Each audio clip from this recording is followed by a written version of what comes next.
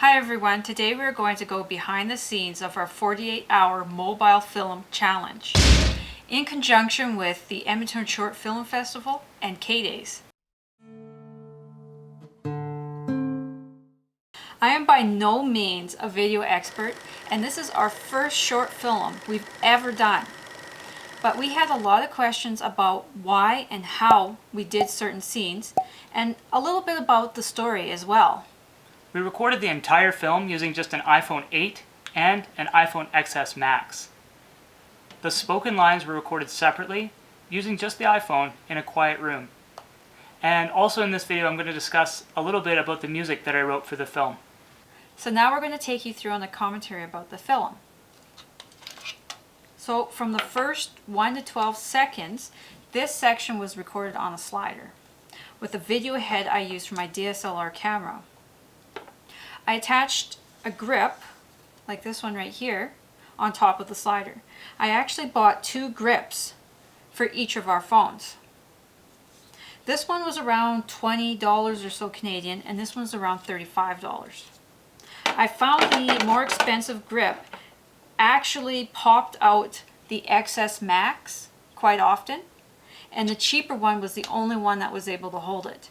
So I used this one, the more expensive one, which I'll put in the links below, to hold Tanner's phone or the iPhone 8. The slider was kind of used to zoom in on Tanner to kind of show Tanner's world as it kind of jumped from scene to scene, showing what Tanner was making as it sat on the mannequins around him.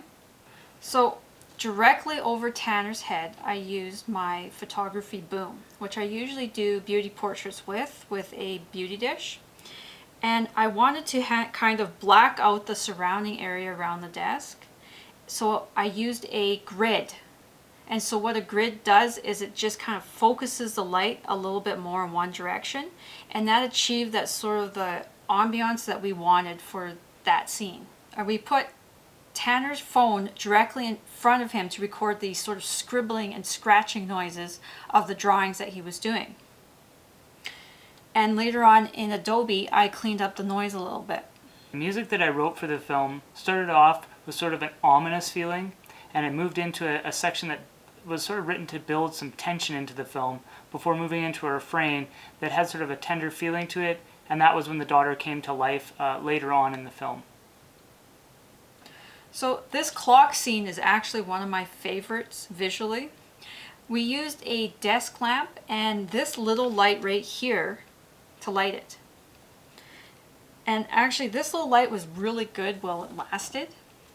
It has 2 magnetic pieces on both sides of the light, so you can take it off the cool filter and attach it to the front and move the warm filter over the batteries. And this literally lasted until the last scene of our film, and then it quit. Otherwise, I would love to use this in a lot of our different videos that we do.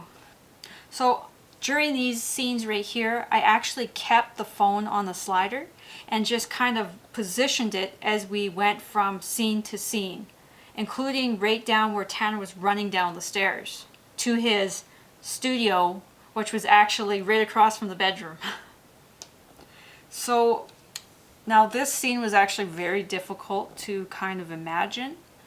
The dream sequence, we wanted it to be kind of like mystical, and we just kind of looked around the house. We were trying to find any kind of props we could use for it. And I seen there was some props in my area where I do photography that I use for other photo shoots, like different branch setups that we built. And so I put them against a black background. And there was some Christmas lights that came with a remote control where you could change the settings. So I said to Tanner, I'm like, let's build something with this really fast. And so that is what we came up with. Also, the Christmas lights kind of mirrored the fair scenes, which I thought would kind of tie in the sort of blinking lights. And then I knew we wanted to film at some point at K-Days, so it matched it fairly well, I thought. And then I actually used this little light right here with a red gel. And in the key light, I put a blue gel. So it gave that kind of purplish glow. Additionally, in Adobe Premiere, I masked off Ashley which is also our makeup artist, and my sister, and used a Gaussian blur on the backdrop to kind of separate the two a little bit. I didn't do like a perfect job on the masking, but it was good enough, and I was up until 7 a.m. Sunday morning masking her off section by section until I couldn't handle anymore. And so the music for this part, I really wanted it to have a little bit more of a sinister feel to it. It was deliberately a little bit more raw than the other music, just because we wanted that kind of odd feeling for the dream sequence, something that was sort of uneasy, especially for the character, but also for those people watching the film. And then we just kind of built on that as the scene progressed. so for Ashley's costume, I made this headpiece right here. And here was her mask. What you can kind of see is the black version of the daughter's mask when she comes to life. Ashley was also wearing fake gold long claw fingernails, so that gave the appearance of claws. And as you can see, that same claws are on our daughter when she comes to life. Once the mask was introduced in the dream sequence, you can see that it had a lot of the same elements that he was working on earlier in the film, my character, but he didn't quite have it right. He didn't have everything together for it to accomplish what he wanted to, which in this case was, of course, to bring the mannequin to life. But it came to him in the dream sequence, and we left that open to interpretation, how exactly that came to be, whether he was visited by something, it was his intuition, etc.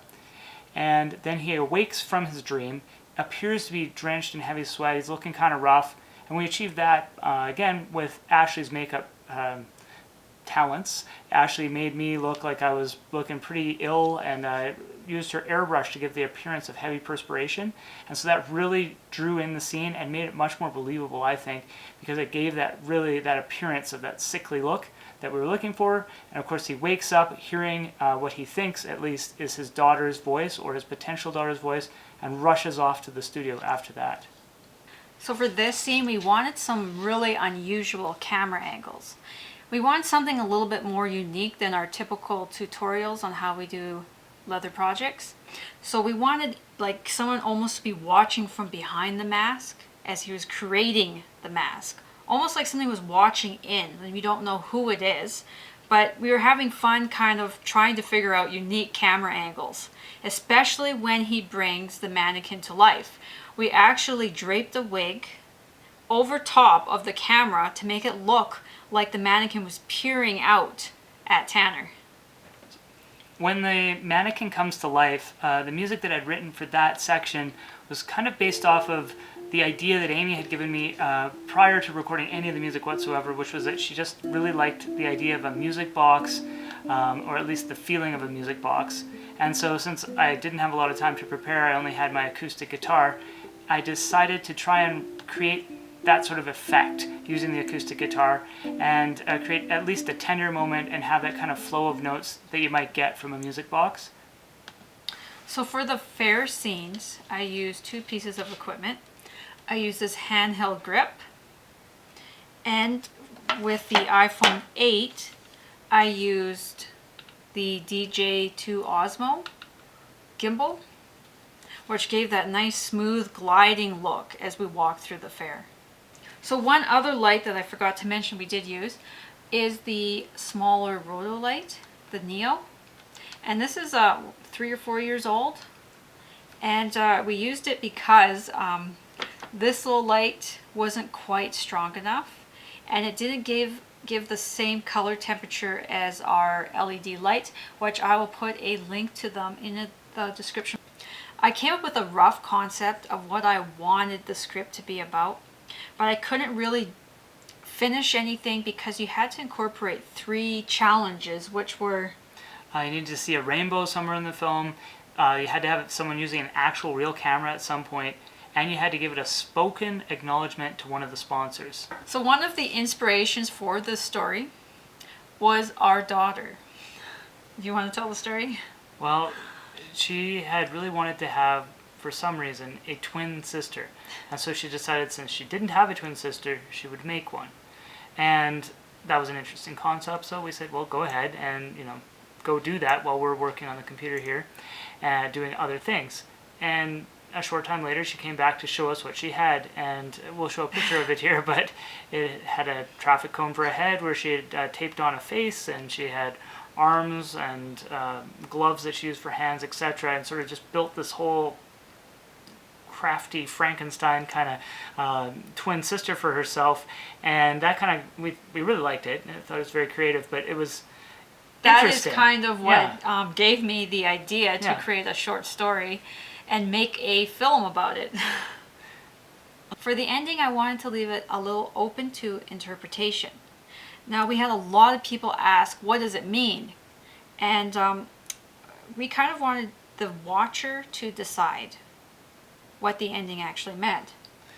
And whether or not they thought that it was a happy ending or a sad ending or something else, because we definitely had some of everything coming back in comments and people contacting us saying, wow, that was so sad, or oh, what a heartwarming ending, etc. And we really like that because really there's different ways to interpret the way the story ended, whether or not, he only wanted to have the extra character there for one day and then he was on to build the next, or he had made a contract with the character that was in his dream sequence that he would only get to spend a certain amount of time for some exchange of something, perhaps, with that mannequin coming to life, and then the next day maybe he would do something else, or a time later he might do something else. And so there's multiple different ways to interpret the story and the way that it ended, or the way that it might continue as well. Yes, and when he goes and puts the mask into the box, those were actually, with all the letters and the other masks that were in there, those were other characters that he brought to life with the other mannequins that he had around them. And we didn't left it open to interpretation whether the mannequin went back to being a mannequin or actually left and went out into the world on its own. You may have noticed that one of the letters was from his wife, either if it was for a day or a week or a year, we don't really know. And the picture on his nightstand was actually... It's a picture of us from about 12 years ago when we had attended a masquerade, and I had incidentally taken mine off. Right then, someone said, hey, can I take your picture? And we said, sure. And so this worked perfectly because you can clearly see that it's me. And then you can't really tell if it is or isn't Amy, so it sort of fits in nicely with the ethos of the film where our daughter's wearing the mask earlier, even though when she goes out to the fair, she still has the mask on. So here it would imply that his wife had been wearing the mask all around all the time until she had left or disappeared, etc. The chest that's featured at the end of the film is actually from our wedding. So Amy had created that for our wedding day. It was our comment box for the wedding, and so there's a slit on the top for envelopes to go in. Anyways, it was very fitting for this. We really wanted it to look like a treasure chest at the time with our style, and that we thought really fit the tone of this, because we have a few other chests around the house, but that one we thought was kind of special looking, and it really had that vibe of somewhere where you keep something very special, very personal in there, and so that's why we chose to use that one. Plus, we thought it was kind of it was kind of better to use something that we had made in this case. So here are some of the behind the scenes of the short film. A lot of the footage we couldn't use since the film was only 2 minutes long. And you're probably wondering why a craft artist and photographer would want to make a short film. Well, Tanner and I have been writing short stories together and separately since we've been a couple, so around 2001. And all the masks that we make or photos that I take have stories of their own as well. So what better way for us than to tell the story of what we make than a short film? So I'm hoping that in the future we can make a lot more of these short films, and even if they are not entered into competitions, that we can at least share them on our YouTube channel. So our daughter was the little girl or 4-year-old in the film, and she took her part very seriously. Almost too seriously, to the point where she didn't look like she was having fun. But that was her way of incorporating the character into the short film, because literally the moment the camera stopped recording, she was jumping around, laughing and playing, and being very goofy. I wanted to add one final note on the music for the film. Normally I would have been way more fussy about this, but I really only had a couple hours to record this. Actually, I think 3 hours to write and record the whole thing. I know it wasn't that long, but I hadn't written yet and I hadn't played it before, so it was a little bit challenging in that way. But ideally, you know, we would have picked some other song that would have went with it. However, of course, those songs are copyright protected, so we couldn't use those, which was fair. And so we really wanted to write our own, and in a perfect world, I would have had a couple weeks anyways to write that and perfect it, but I didn't. And so there was some spots in there that I wasn't 100% happy with, or there was some sort of weird twang or that kind of thing. But I think overall, the music really tied the film together and accomplished what we were hoping it would accomplish. And it was more important in this case just to get it done than to worry about it being perfect. So for this film, we tried to use as many things as we could that we already had on hand. We had a number of mannequins from our setups for shows and that kind of thing in our studio. So I unboxed those, and we used those, as you could see, in the film. And that's what we would really recommend if you're doing your own film, to try to use what you do have on hand, so it doesn't cost you a bunch to go out and buy props. Kind of write your concept and idea around items that you might have or friends or family could loan you for the film. And it doesn't have to be just for a film either. No. Right? No, it could be just for like a product shoot to kind of fill out the whole scene or something that you wanted to create that way. So it doesn't have to be like a fictitious story, although it certainly can be, like ours was in this case. But there's all kinds of different ways that you could showcase the items that you make or sell that you'd like to maybe embellish the scene a little bit more. In this case, you know, we use mannequins, but you might have something else. It could even just be a fancy chair or something like that. I wrote, directed, filmed, and edited, and made a lot of the props for this short film. But I had a lot of help from my husband, sister, and others. I wanted to thank the Edmonton Short Film Festival, K-Days, and the sponsors for putting on this type of event, so people like me have the opportunity to try something new. Because you never know what you might end up loving to create when you're given the opportunity to try something new. So I hope this inspires some of you to go and try something you've always wanted to try, or do something new. Even if you don't have any experience, you can learn it. Prior to this film, I'd never done any acting before, but I always thought it looked like fun, and I took this as an opportunity to actually give it a shot. And as well as the scoring of the film, it was something that I hadn't done before. I have written and recorded music in the past, but nothing for film, and this was a totally kind of unique and challenging experience in that way. But it was also exhilarating to try something new, and I'm hoping that my experiences might inspire some of you as well in just sort of jumping in and trying out something that you always thought looked like fun, or something that you always wanted to try, even if you don't have a lot of time to do it, or the situation isn't 100% right, or maybe you don't have any training yet in it. But in the case of some of these arts, you don't really need to do that. You can just start. If you'd like to know any more about filming your items or doing a short film such as this from our experience, please leave a comment below and subscribe to the channel, and don't forget to hit the notification button. Hit the subscribe button and the nice button.